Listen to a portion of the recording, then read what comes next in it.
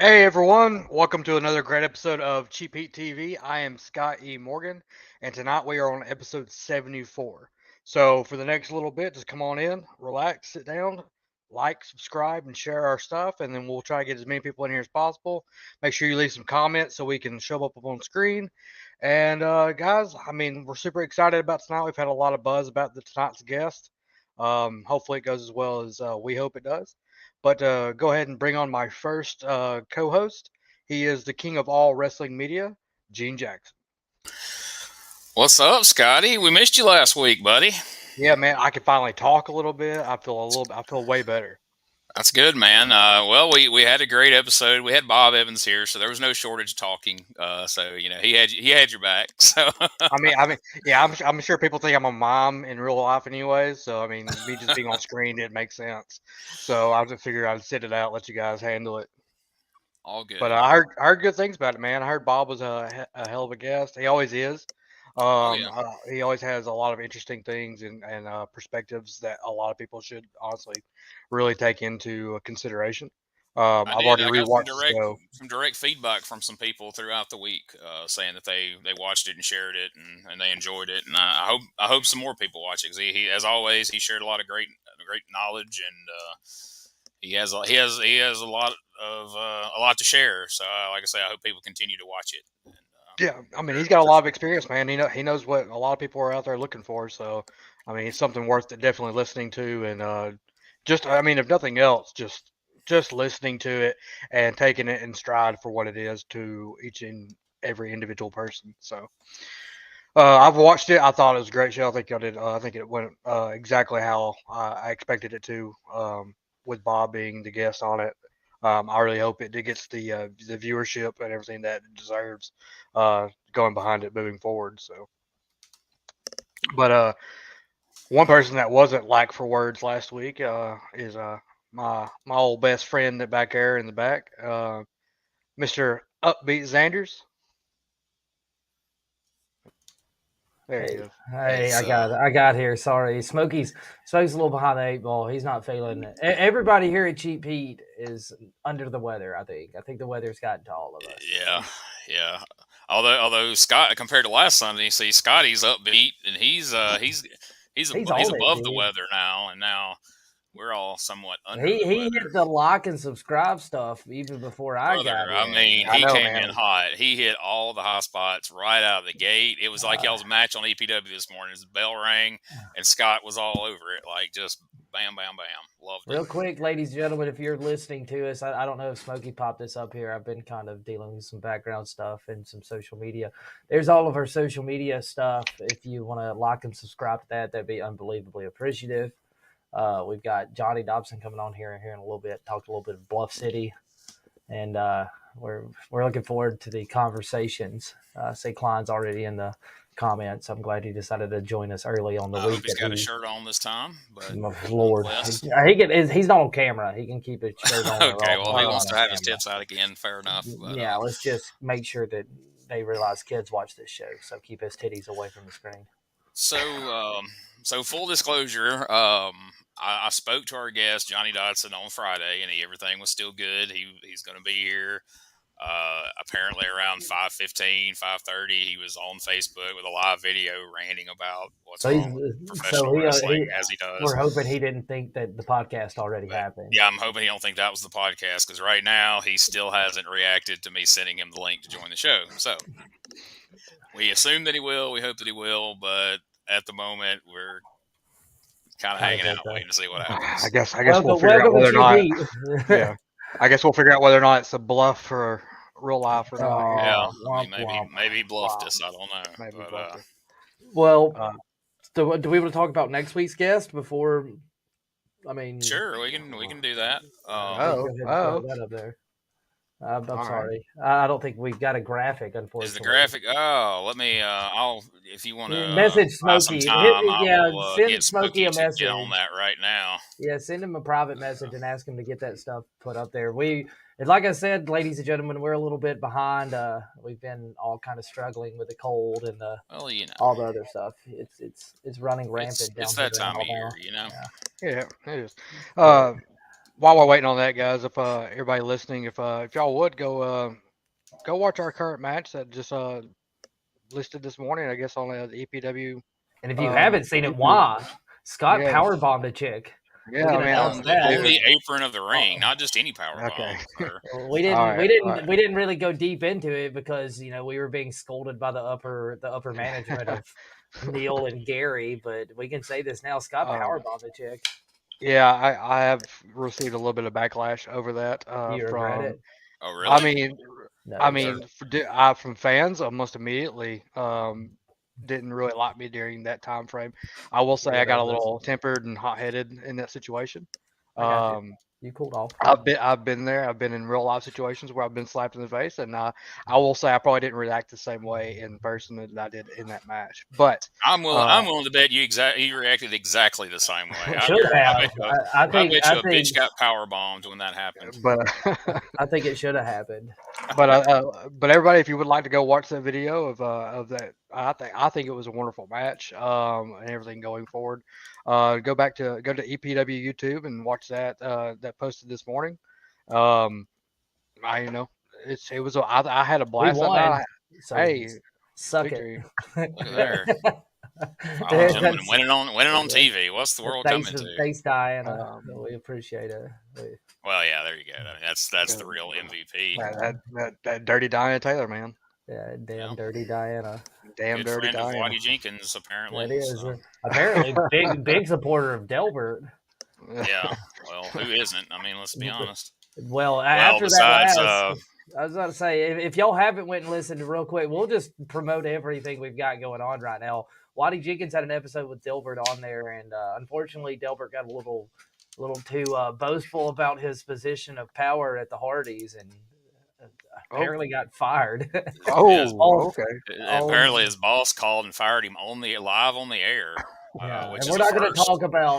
talk about the nature of why he got fired. We just suggest you go listening to it. Yeah, you can listen to the Whitey Jenkins show if you want to hear that kind of salacious type of talk. Okay, so Benny has pulled it off for us. Here we go. So there's next week. Simon Reed of the Posse from Memphis Wrestling will be our guest.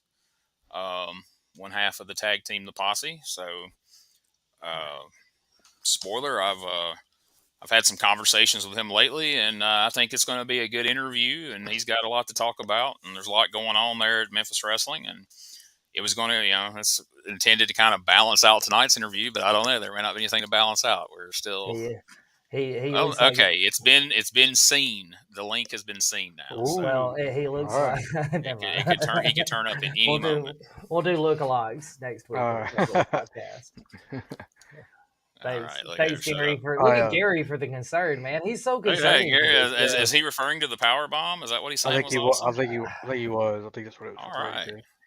Very nice. Wait, so the guest for next week is the current tag team champion at Memphis. Is that correct? Is that what I heard? They have the belts in that picture. Now, I can't promise you that they're currently the champions or will be champion by next Sunday. There's a lot of moving parts. And, Hot Shots are there. Hot Shots could be champions by next week. The LA Hustlers could be champions.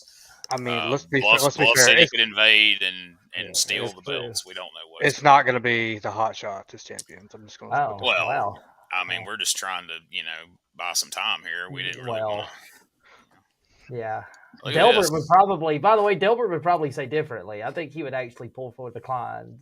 Oh, he's a very big fan of, as he puts it, Mr. Livingston and the Hot Shots. If Johnny's got about the 5 minutes before I call Delbert to see what he's doing. Hey, y'all need to take a second to look at the screen and accept some compliments here. You don't usually get put over by, Gary. So bask in the glow Thanks, there. Gary. And Tits McGee upset. Stiffa there. He can't spell very Tits well. McGee, he's upset. Oh, He must have fell on his keyboard. fell on something. Oh, wait a minute. All All right, so all right, so we're fixing to bring our guest on, and I think before we do that, I just want to give a little bit of a disclaimer here of sorts. I've known Johnny Dotson for over 20 years. Me and him started out together in the CWA in Corinth. Me, him, and Alan Steele were part of a 6-man tag at one point. I've always been friendly with Johnny. I've known Dustin Starr a long time. I've always been friendly with Dustin Starr. I've got friends on the Bluff City roster. I've got friends on the Memphis Wrestling roster. So my point is, we're a completely neutral ground. We don't have a dog in this fight because the big Memphis wrestling war that's going on these days, I don't know what all's going to get said tonight by our guest or what's going to get said in the comments, but I just want to make it clear we're neutral. We're not putting one show over the other. We just provide a forum for people to come on here and promote their shows. So, don't be mad at us is my point. Hell, that's about as big of a disclaimer as we can get. Let's bring him on. Let's do this. Well, thing. Okay. Well, I think he's having connection problems, so he stepped out for a minute. So oh no! That or he was upset because he found out that you claimed him as a friend. Yeah. He said, "Never mind." He thinks we're friends. Well, that's we're not that good of friends. Okay, here we go. Let's get him on here. Let's bring our guest. All right, welcome right now the owner and promoter of Bluff City Wrestling, Mr. Johnny Dotson. Johnny, how you doing, buddy?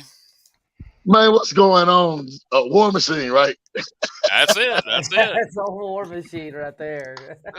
Some people call him Chuck the Truck. I don't know what that's about. But. Okay, so what's your favorite? What's a good memory of War Machine? Did you ever get to watch him beat somebody up in live? We always dream about it. Well, he actually beat me up. Okay, good. Fun trivia fact right here. Yeah, I gotta be honest. They had he might remember this. There was a CWA light heavyweight title match. Light heavyweight, Gene. What the hell? For years, I've always said that one of the few titles I held, I was at one time the CWA light heavyweight champion when I defeated Johnny Dotson when my manager came in and hit him in the head with a high heel shoe, and I won the title. And then some rules, he's over the weight limit or some BS, and I got stripped of the title. But for a brief, fleeting moment, I was the CWA light heavyweight champion, and I beat Johnny Dotson to do it. So see there? That's fat. Yeah, he did. I think the manager at the time was Honest John. Honest John, yes, certainly was, and he was as baffled as anybody by what took place. Right. So how you been, man? Man, I'm doing well, man. I can't complain. It's work. It's hard work. But, if you want to accomplish anything, you got to put in the time. So, well, look, man, I'm excited to have you on here. You have come on the scene with Bluff City Wrestling, and you've had a lot to say. A lot of people have had a lot to say. And so we want to have you on here, and then let's just talk about it, man. A lot of people speculate. I don't know if have you ever seen the show Curb Your Enthusiasm with Larry David? No. Okay. Well, on that show, Larry got pissed off at a guy who had a coffee shop. And so Larry goes and opens his own coffee shop, and he referred to it as a spite store. He's like, this is my spite store. I got mad at that coffee shop, so now I open my own coffee shop. It's the best coffee shop. It's better than his coffee shop. Some people describe Bluff City Wrestling as a spite promotion. that you have opened to spite Memphis Wrestling. Please let me know. Is that true or not true?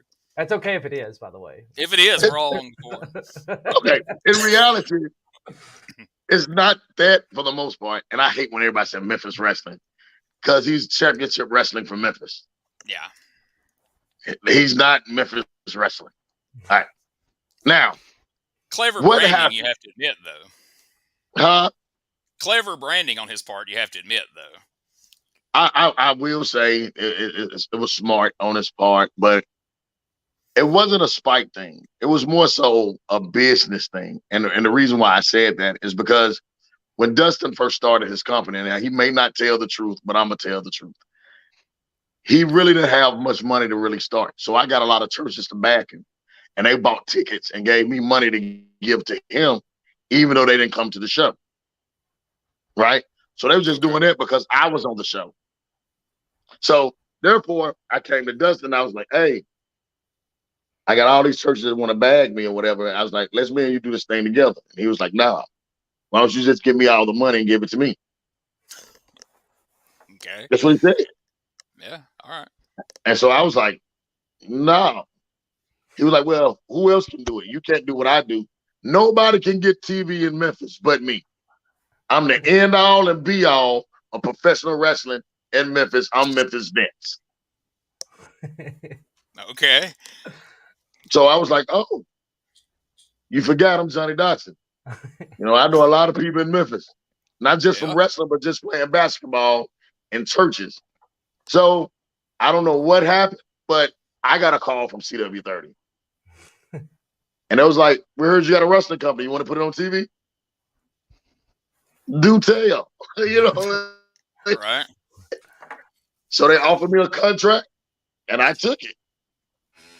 And that's how Bluff City Wrestling was born. You have to. And with opportunities, you just have to. Sometimes you have to take opportunities. At no point should anybody be faulted for taking opportunities, especially if it's not out of spot. If it's like 10% out of spot, even that's okay. Once you get it like 40% spot, we got to cut it off, okay? A little bit of spot's good for it, man. That's good for How can I put it? I really prayed about the situation originally to see it because I was like, man, I done supported so many different War Machine, like I know. When we first started, if it was a ring up, no matter what the promotion were, we wanted to wrestle.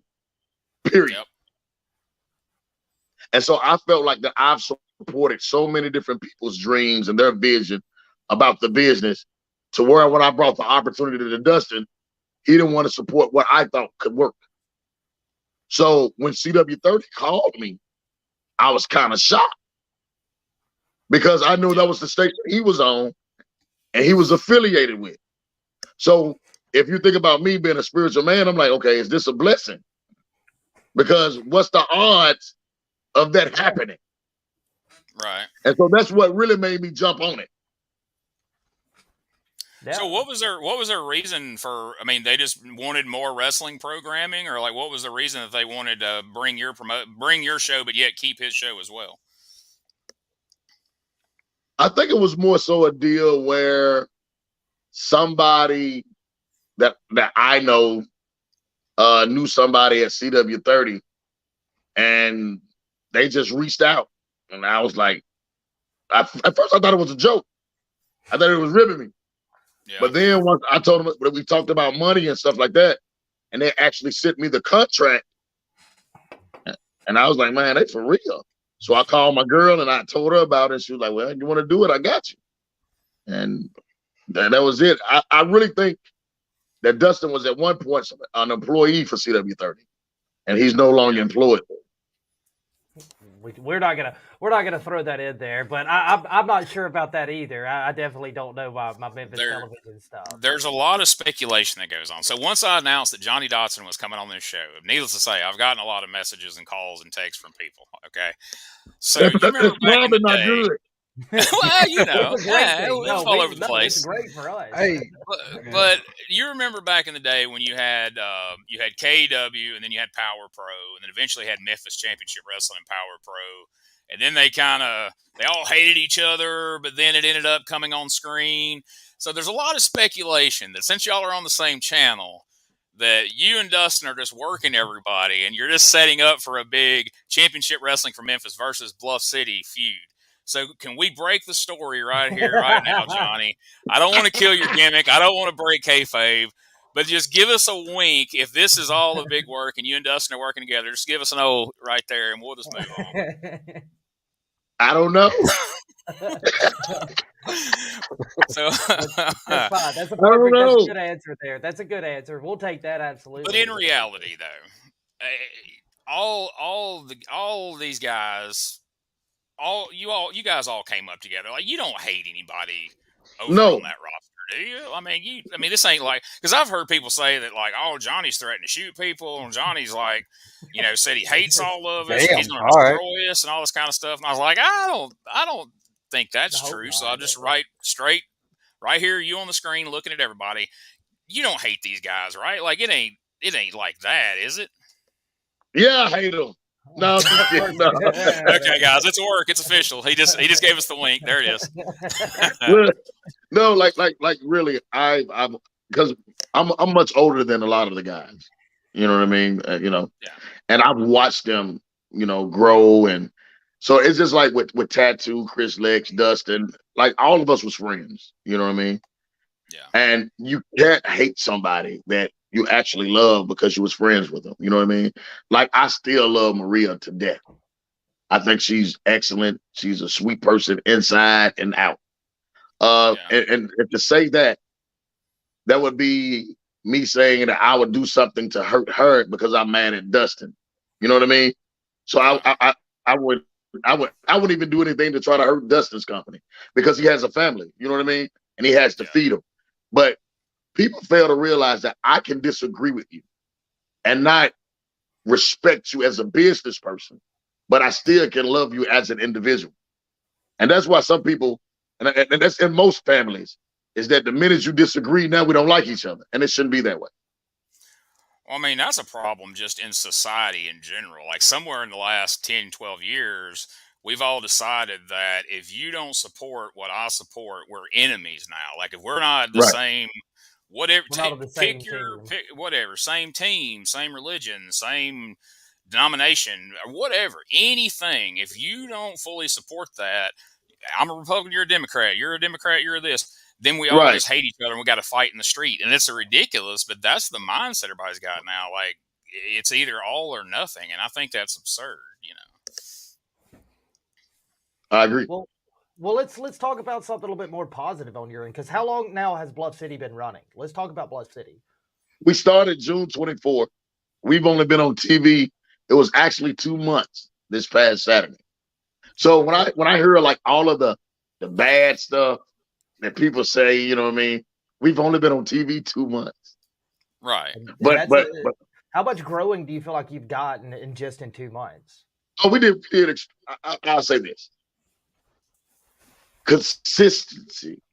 With my marketing plan and how I think, because in business, consistency is what really sells your business. You have to be consistent. And the thing that what made Channel 5 back in the days great was that the visual aspect of it was consistent. You know what I mean?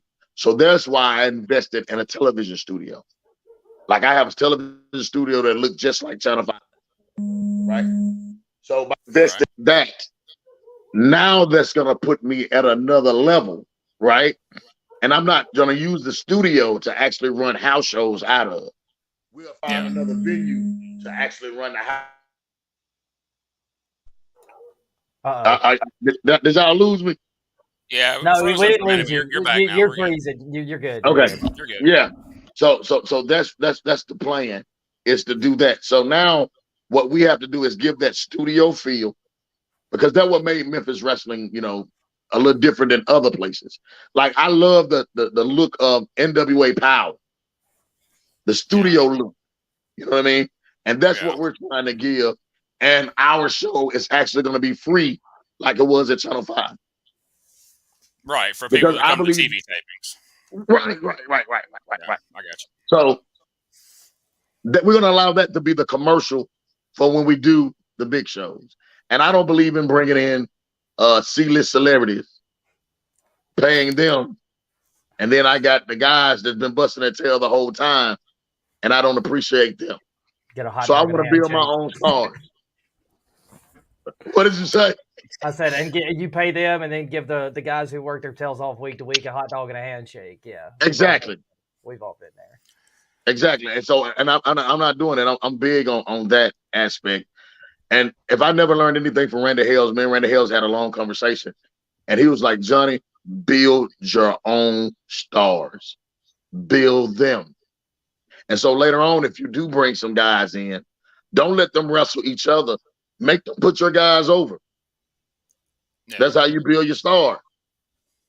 But I think I got a good enough crew. I think I got enough talent, a lot of young guys that possibly can actually carry the load.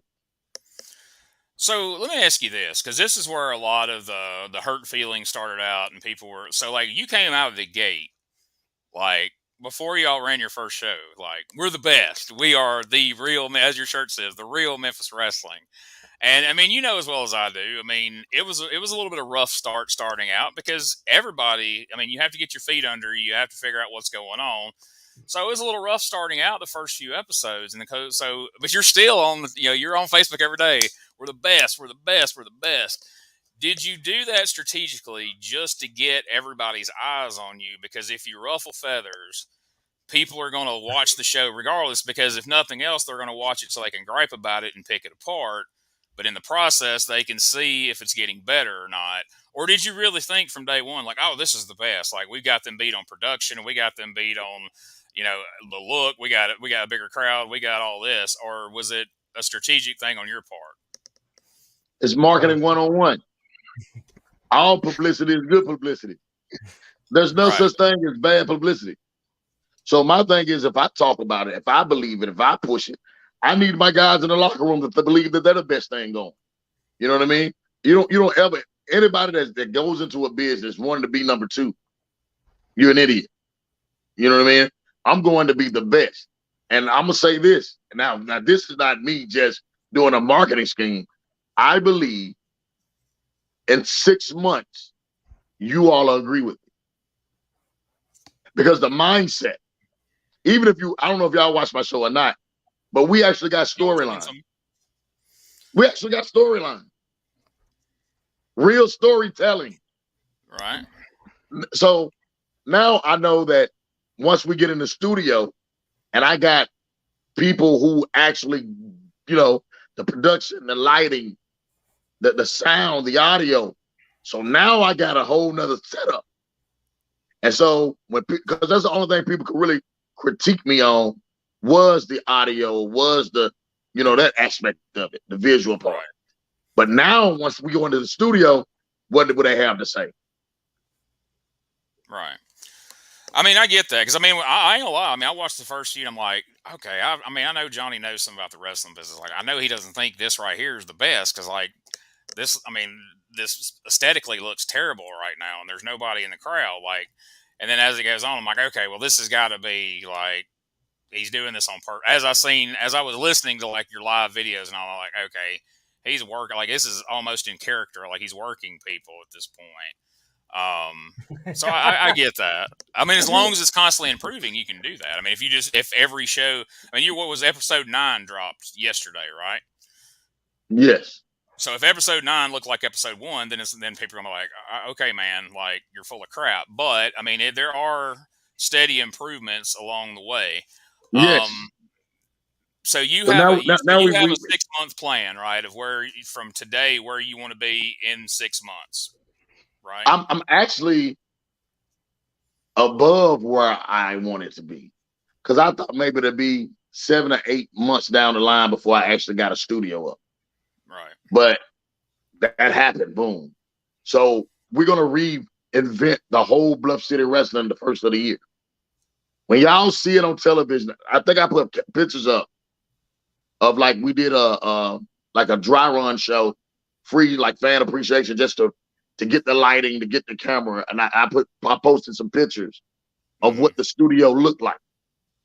And yeah, the atmosphere, everything it's gonna rock your socks. So here's where I want to pick your brain here and see, because this is where a lot of promotions starting out have trouble. I know you said you didn't want to bring in names and C-list people, but a lot of times, like, promoters will start out like, all right, we got to bring some names to get people draw the initial crowd, get the initial eyes on the product. And then hopefully if they tune in for ex WWE star, but they like these other guys on the roster, they'll keep watching. So what is your plan to draw in those initial fans, to get those initial eyes on the product when they may not be familiar with the roster that you currently have of So lesser known wrestlers, for lack of a better phrase. You so what the plan is that you got to let people know that you exist. That's number one. So with me being affiliated with the churches, me being affiliated with schools, me being a police officer for the state, that I deal with a lot of people. I put it that way, and I know a lot of people. The crowd that normally comes to other shows won't be the crowd that I'm actually trying to get. You got to build your own clientele, right? So what I want to do is, and a lot of people take like the racial aspect of what I say as me being racist or whatever the case may be, and that is not. You have to understand your demographic. Anybody that know marketing 101, you have to know your demographic. You got to know your audience, right? So when we look at Memphis wrestling, and most people won't admit it, but it is what it is. I study this thing. I study the Bible like I study wrestling, like I study the Bible, and like I study the laws, right? If you look at the Mid-South Coliseum back in the late 80s, in the early 80s, right? The crowd was predominantly African American because 85% of Memphis is African American. So if you wanted to draw, so I guess you're rocking with me now, right? I was in the crowd at a lot of those shows. Yeah. Right. So if you would notice in the early 90s, the crowd had dropped off tremendously. So Lawler, which is a smart businessman, that's why King Cobra became world's heavyweight champion. That's why Snowman became world's heavyweight champion. Because in the Memphis market, you have to give them somebody on television that's relatable. And so, like, I'm rocking with Dustin. Why you think Mike Anthony is the champion? That's the marketing 101. Why you think he brought in Moose, Teddy Long, Booker T? Because he know he has to bring those casual wrestling fans that used to deal with Lawler and Dundee and Jarrett. He has to try to get those people back. Right. Okay. And that's the marketing scheme that I have. So me being in the situation that I am as far as my pastoralship, I have connections to the schools that's in the inner city, in the urban parts of town. And that's the thing that I'm going to target. Okay. That makes sense. So you're going to base your TV out of your studio, and then are you looking to run mostly venues inside Memphis? I know I've seen you mention a couple times maybe getting out towards South Haven. Like, are you going to try to eventually work your way just around the Mid-South area over time, or what's kind of your what is there a certain? I guess what I'm getting at is there like a venue that's kind of like, all right, this is a goal we have of getting to a certain venue? Well, as of right now, I got 12 schools that I can run in Memphis. I just hadn't ran them because I want to make sure that our TV pick up enough steam. I actually got some schools that I'm going to run during school hours and actually bring the cameras in. So I have a plan, but I just got to make sure that you never put all your eggs in one basket. So I got a marketing plan, and I believe that if I stick to my marketing plan, everything else will fall in place. Well, you know, OWO in Mississippi is having a lot of success with that. They've been running a lot of schools and a lot of fundraisers. They're coming in, doing some matches during the pep rally on a Friday, then they come back on Saturday night, and they've had some great crowds. I mean, and that used to be a thing back when I first started. You know, people used all the time, and then schools got kind of, the Benoit thing happened. Wrestling kind of got a bad reputation, and schools got a little weary of it. But it seems now that it's getting a little easier for people to work their way back into schools. And with you having an in with schools, that's going to work in your favor for sure. Yes, and then too, they require you to have so much insurance and all that good stuff too. So a lot of guys don't want to do that part of it. You know what I mean? So that's why I wanted to make sure, like a lot of these guys that run wrestling shows are not running a legit business. Yeah. You know, they don't have the LLC, the insurance, the whole nine. You know, I've always was taught if you're gonna do business, you do business the right way. You know what I mean? So I made sure that I had all that stuff put in place. Well, I mean, that's something that's hurt Memphis for years is like everybody and their brother. Well, not just Memphis, shit, independent wrestling in general. It's just there's just people running everywhere. And anywhere somebody sets up a ring, go, hey, I want to get in it, guys will show up and work for them.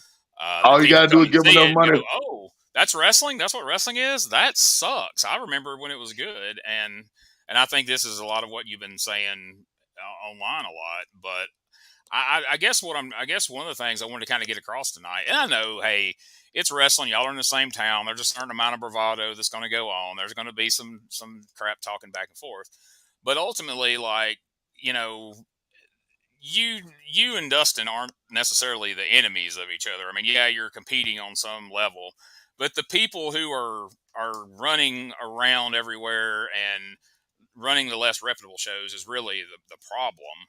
Yes.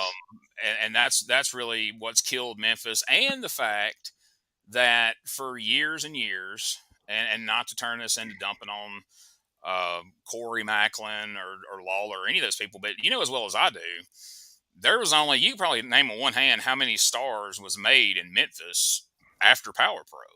I mean, I don't really know what the point of Corey's show was other than he was selling commercials. But I mean, like you, Derek, Danny B, Dustin, Kevin White, and a handful of other people. You can't put Dustin and you can't put Dustin in that category with us. Well, but you know what I'm saying? Like, as far as anybody that can say, I recognize their face from Memphis television, because Dustin got on TV there. You know, I mean, I know he didn't get pushed to the extent that you guys did, but he was he was a lifeguard or whatever the fuck it was. But, you know, I'm not knocking it. I like Dustin. Don't make me look like the bad guy, Johnny, over laughing. Don't blame me. You said it. Don't shift the heat to me, Johnny. By God, this ain't what you're here for. But no. But what I'm saying is, that is one thing. That is actually what I was working all this towards, was to give Dustin some credit. Is he has probably created more. And I mean, stars isn't the word, but he's given people opportunities more in the 2 years that he's existed than was allowed in the last days of Memphis wrestling with Corey. I mean, he would throw people on TV, but they weren't featured. They only pushed Lawler and Bill and Kevin and Derek, and there just wasn't a lot of people that were given a lot of opportunities. And there's some people now that you can tell he's been building up over these last couple of years and are starting to get recognized. And you have a plan of that. You just stated that. And I think the two things that killed Memphis over the last 20 years was, one, they didn't create any new stars, and two, just everybody that could throw a ring up somewhere, people were more than happy to go wrestle for them and pimp themselves out for little to no money. And wrestling became a joke. People saw those shows like, shit, this is what wrestling is? Like, nah, we're good. We'll watch it on TV. And it's amazing that you said that, because I seen a post earlier, so that's what made me go live earlier. Okay. Because And I told Bill this. Everybody know that I was trained by Bill Superstar Dundee. So I told Bill, me and Bill had a conversation last week, and Bill said one of his regrets in the business was that he should have been more vocal to get younger guys an opportunity to take over when they left. You know what I mean? But they didn't want to pass the torch. And they didn't want to leave. They never left. That was the problem. I love King to death. But everybody know that Lawler was going to always be in the main event. And Lawler's, 74 now? You know what I mean? And then the only person they could almost build to that level, but they still kept him under, was Brian. Yeah. So then once Brian passed, what else did you have left? Yeah. You had nothing. You know what I mean? Now, I will say that King did push me as far as, me winning the title, and I always had a segment on TV. But as long as they was around, me and Derek already knew we were going to always be the feature. That's it. We would never, one time they allowed us to be semi-main event on the show. And that was the loser leave town match me and Derek did at the Coliseum. Yeah. But they had to, because we had picked up so much steam. And then what did they do? They killed the gimmick. They killed the whole angle. Yeah. Well, I mean, from what I hear, I mean, there wasn't a lot of thought being gone on them shows. I mean, they would just everybody would get there, and then they would look around at like 10 till and go, all right, well, you'll wrestle you, and you'll wrestle you, and you wrestle you. And it wasn't like they were really putting a huge amount of thought into story. I mean, you brought up storyline. My point being is, you brought up storylines earlier. There came a time where there really wasn't a lot. I mean, Corey would have his main angle with Coco or whatever that was about, but as far as the other guys, it just seemed kind of interchangeable. Like, 10-man tag today.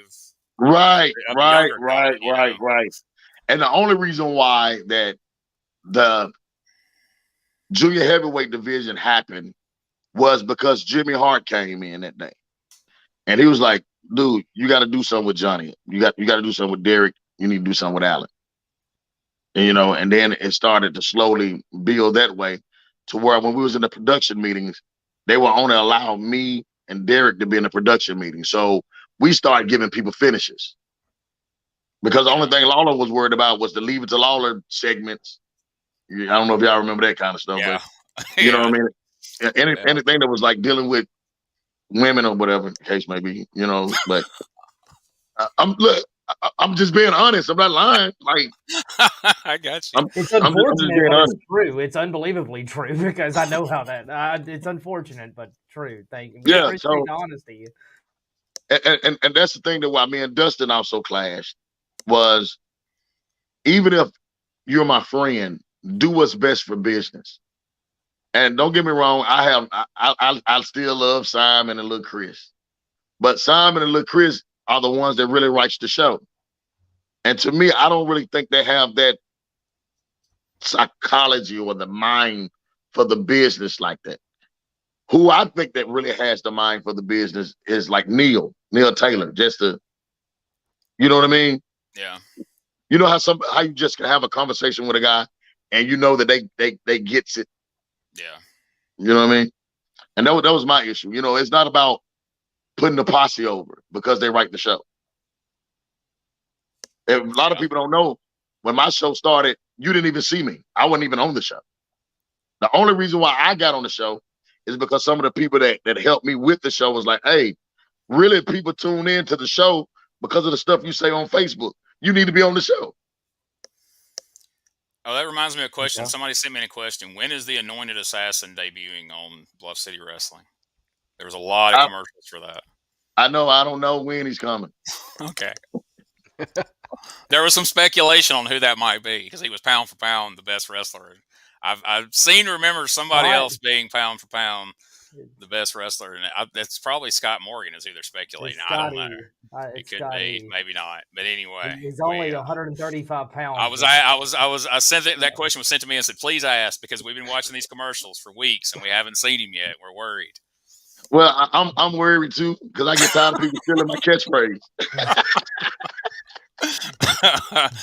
So we'll have to have you on again sometime because I'd like to hear the story of how you went to WCW and your whole WCW experience and how that all went down and what it was like for you. But we're running low on time, so I don't want to delve into something we don't have time to finish. But we will have you back.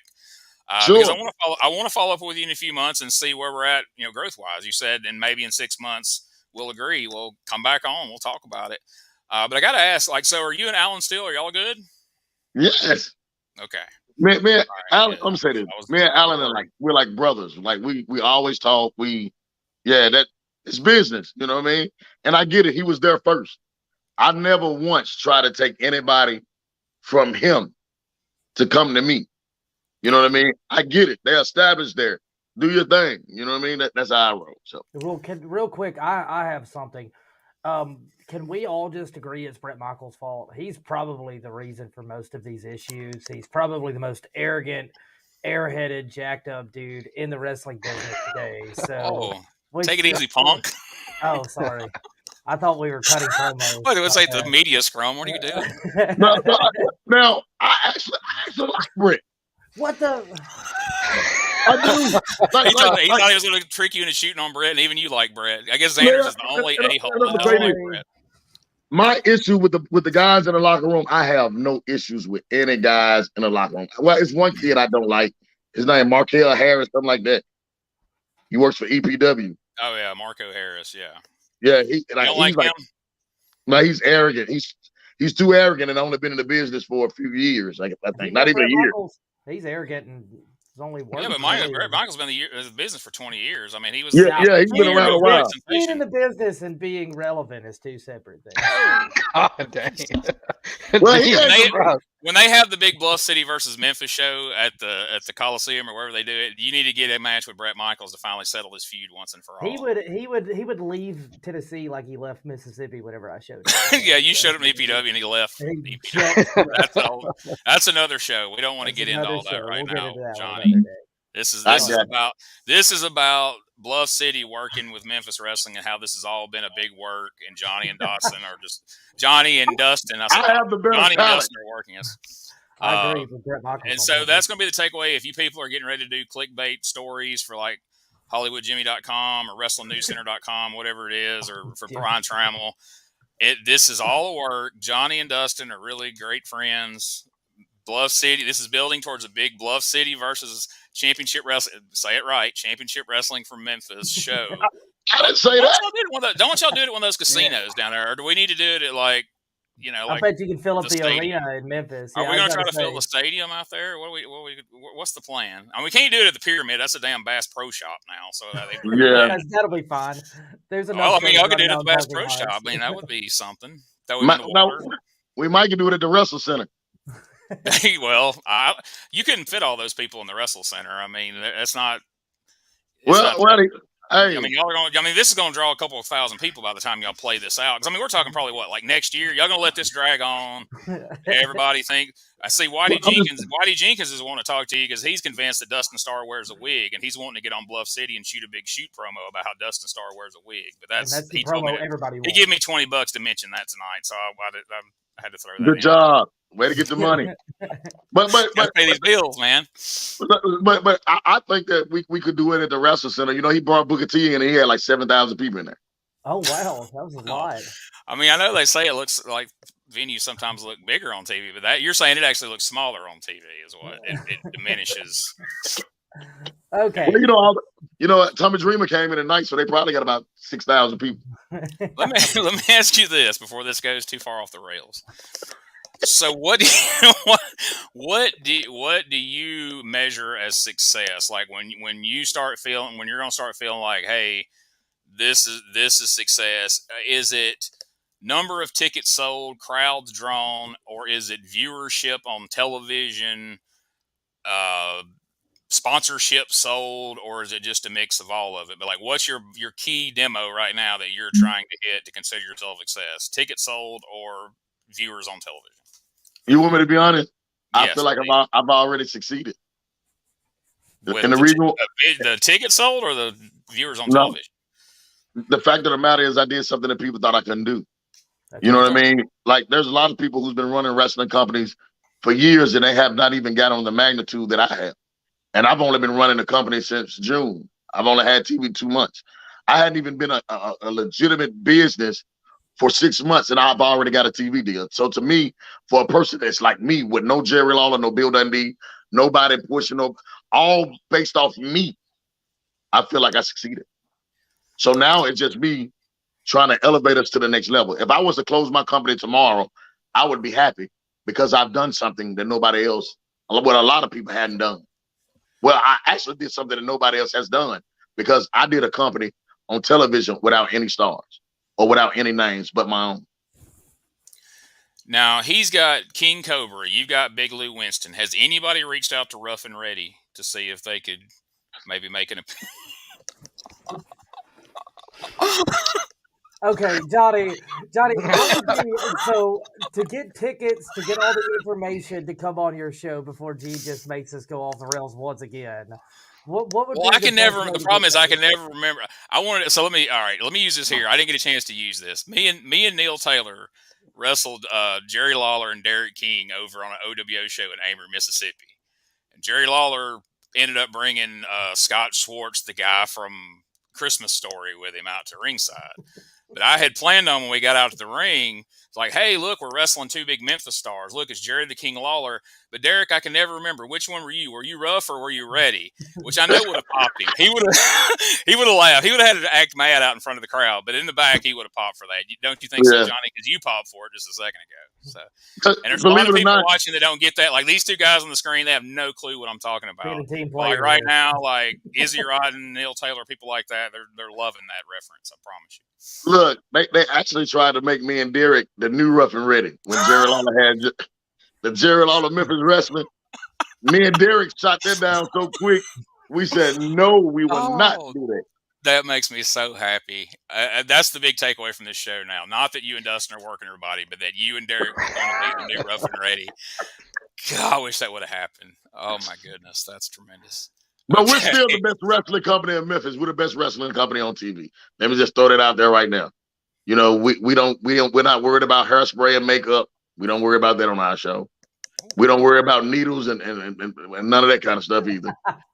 We actually go out there. Brett. I do. Brett, don't put words in his mouth.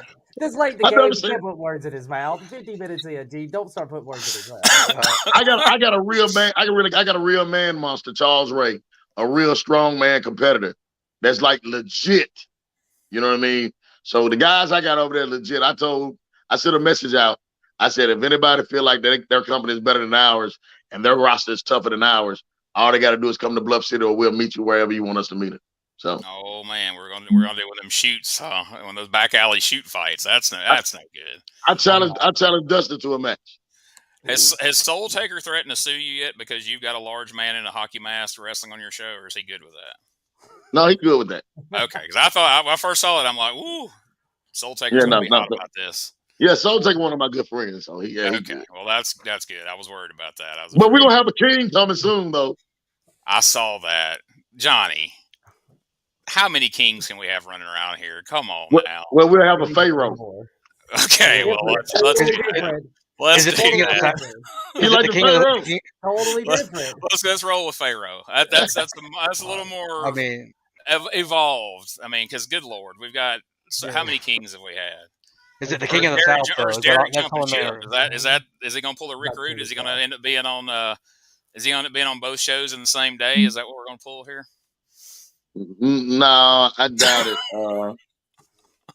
I love Derek, but Derek, yeah, I love Derek. But, well, yeah. so when's your next my God, don't you disparage the good name of Derek King on this show. We'll I'm getting off that. I'm not a Memphis guy. I know better than that. I know better than go after that. Yeah. So when's your next television taping? That way people can come check you out. It's going to be December the 17th. Okay. At 596 Sandwich, right there in Memphis, Tennessee, at Summer Avenue Studios. Yep. All right. So there you see it on the screen. You go to facebook.com/Bluff City Wrestling. You can go like the page, and then you can keep up with all the goings on of the TV tapings, the airing of the TV show, links to the TV show, all that good stuff. Right there. All right. I'm getting yelled at by Smokey because we're super past our time of interview. Oh, yeah, we're supposed to have already gone to break. We're 8 minutes before the show's over with. Johnny, thank you for your time, sir. Thank you, guys. Y'all come to Memphis and see me. We definitely will. All right, we'll see what we can do about that. All right, brother. Y'all have a good one. You too. Bye. All right, well, let's hit the break because we're way over on time, and then we'll talk a little bit and take it home. Freaking Benny. Smokey. It's Benny. Wake up, Benny. He's been sleeping all day.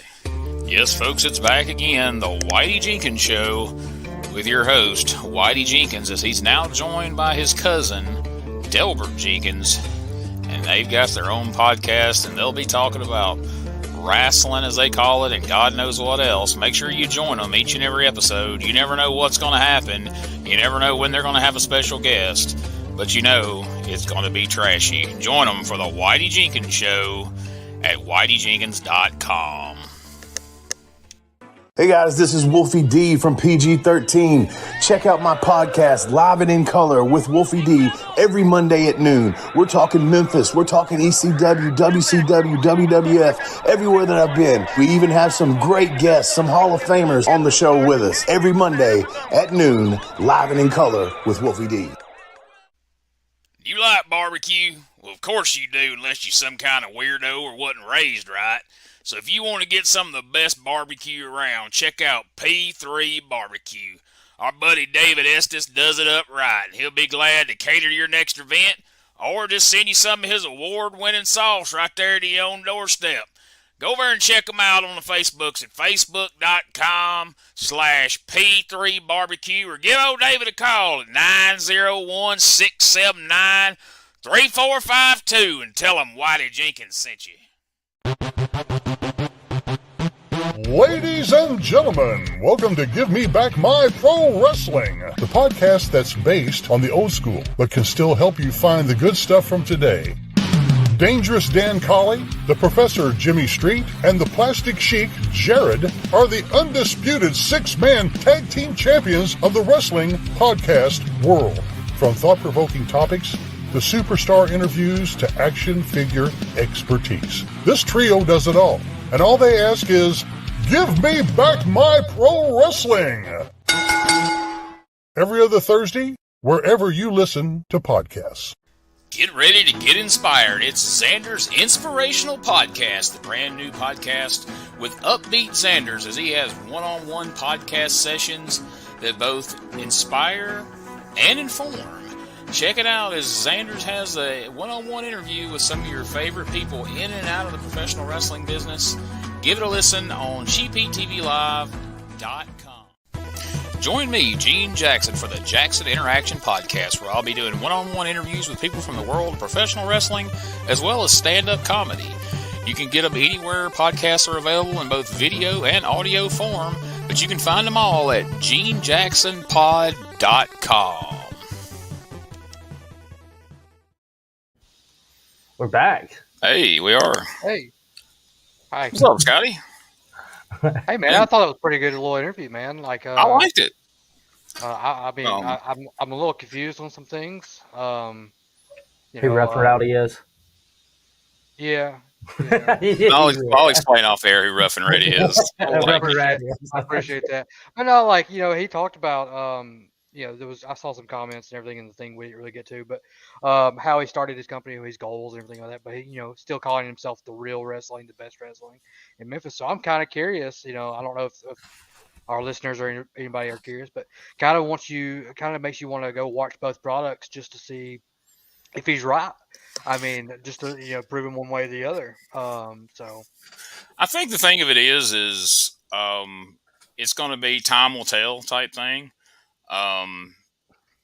I kind of gave him an out. I don't know if it's entirely true, but if he was going around hollering we're the best just to get people to watch it and then continue to watch it so they can rip on it, and then hopefully in that process it gets better, then that's smart. But if it doesn't, then we'll have him back on, and it'll probably be a little different conversation. But I think for right now,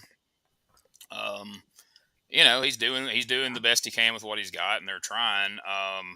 But I think if nothing else, this podcast did serve to kind of clear the air that it's not as ugly as it's made out to be. Yeah. He's not, he doesn't hate those guys, and I know from talking to a lot of those guys, they don't hate him. They're aggravated by a lot of the shit he says. But that's his job as a promoter. Hey, look at me, look over here, check this out. And like he said, whether they're hate watching or they're watching so they'll have something to bitch about. I mean, we're the same way about this podcast. I mean, we put stuff out there a lot of times just to aggravate people so they'll come and watch it. And they'll either like it or they won't, but we got a view off of it. And so the one big takeaway, the next week, we're going to have Simon from the Posse here, who he alluded to does have a little bit of say-so in the booking. He, not as much as I initially thought. We talked yesterday, and it's not exactly like that, but he does have some influence there.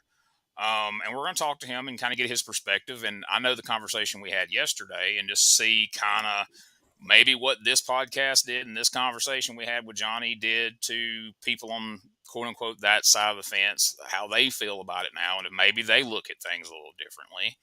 And as far as I'm concerned, let the bidding war start for the Violent Gentleman, because Johnny said, "Hey, come to Bluff City." So now we're going to have to get Simon to see if we can get an invitation to Championship Wrestling from Memphis, and we'll go to whoever the highest bidder is. If we can get Mako to show up with us, we'll just. I mean, get Mako to show up, anyways. I mean, if we could have all got this happening a little sooner, we could have got you guys and Mako. We could have won that trios thing they've been doing on Memphis TV. Darn. But too late. We are trios champions. I don't know where, but we are definitely those. Not Pro South, but well, that's I would never. Story. But let me just people are gonna say we kind of threw softballs. We didn't maybe go at them like they thought we would. We're not. We've never been those guys. We're I not don't. here to go at anybody. Yeah, we're never been those guys. We're not gonna be those guys. If you think we're gonna be those guys, you're wrong. We're gonna make fun of stuff as we see it. But I mean, there was some awkwardness where it was like, okay, like ego check for real, and he wasn't egotistical about it, so it's kind of hard to be, you know. I mean, here's the thing, and me and you've had this conversation off the air, all three of us. No matter what people want this show to be, I know how you guys are as well. Like anybody that agrees to be a guest on here, even if they ask us to be a guest, I'm not going to be disrespectful to them if they're not disrespectful to us. Nothing Johnny said tonight was out of the way. He was very it was fun. Like it was a good interview, and I thought he was pretty straightforward about stuff. I mean, there's going to be answers he gave that people don't like, but that's with anybody. But no, we have no reason to go after anybody. Now, if we bring someone on the show and they go after us, then game on. We'll go back, but we don't. As I said at the beginning of the show, we don't have a dog in the Memphis fight right now. So why are we going to favor one person or the other? Why would we go after him? We're not defending anything. We don't work for the other company. We don't work for any company. Brett Michaels. We'll go after Brett Michaels. Well, I mean, you got heat with Brett Michaels, obviously. I mean, you know, that's been well documented on other podcasts. Well, not well documented because some mystery guy from Alabama who go unnamed. Three Alabama boys and three unnamed. It was like a news report. Gene Jackson and three unnamed Alabama workers allegedly have heat with Brett. Unlike other shows, we don't employ. Even though they've worked with him countless times. But it was shoots every time because they just all hate each other, you know. But anyway, I thought the interview was good. Like I said, I talked to Simon yesterday. I'm looking forward to the interview with him. As I said on the show, and I'll say this to anybody, Memphis is a big enough town that you can have two respectable companies there. If Johnny's working in the direction that he says he is, in time it will be a viable place for people to work. If he starts going and doing schools and things like that, that's great. And as I said during the course of the show, and we'll dig into it next week with Simon, to Dustin's credit, he has created opportunities and for people that did not happen in the final few years of Memphis wrestling. And that's why it eventually died, because there just wasn't anybody to focus on, because once Lawler and Dundee's not there, there was no one else who had gotten a push.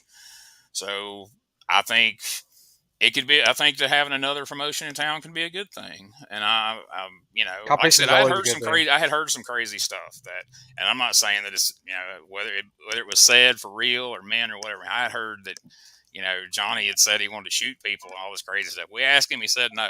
There's going to be people that are going to text me as soon as it's over and say he said that. I'm not saying he didn't say it because he probably did, but I mean, clearly, you know, the guy we talked to tonight didn't come off like somebody that's going to be like busting a cap in anyone anytime soon. So cooler heads have prevailed here at CheapHeatTV. And hey, we're going to have Simon on in the future. Spoiler alert, we're going to have some more Memphis championship. Yeah. Let me say it right, because we don't want Johnny to get offended. We can't say Memphis wrestling. Championship wrestling from Memphis stars on the show soon. We're looking forward to talking to them. We'll have guys from Bluff City. We'll have any promotion out there. If you want to come on the show, people who even for whatever reason perceive us as their enemy, they don't like us or they think we don't like them, and maybe we don't. Maybe, you know, hit us up. Anybody can come on this show, and we will be respectful towards you. Even Chris Crunk could come on the show, and I would be somewhat respectful towards him, as long as he wasn't. Gene will be somewhat respectful to you. I can't promise on mine. I mean, I would play to your gimmick and tell you to kill yourself at the end, but I mean, that's what your gimmick is. You know? After the hour mark, I would be playing along with your whole little kayfabe thing. That's all. I mean, like, I really want you to kill yourself, unless you want to, and then go ahead, man. Ladies and gentlemen, just remember that Bluff City Wrestling is a PG show. However, CheapHeatTV is not. So just so you know that we do not. Perceive what that show would be. Brian Tremmel won't bring any of us on his show. That's right, Johnny. You're not alone. You're not alone. I used to be able to come on this show, and then I started hanging out with these 3 unnamed guys from Alabama, and now I can't even get on Brian's show anymore. So just like all Alabama shows. But again, we can't get on Brian's show. We can't get on shows in Alabama. We have to drive all the way to freaking Mississippi. And we are. And by God, if we have to drive to Memphis, we'll do that too. Yeah, we're trying really hard to get on these Alabama shows, but they just put us on. Real quick, next week, everybody, let's not forget, we've got the Championship Wrestling of Memphis.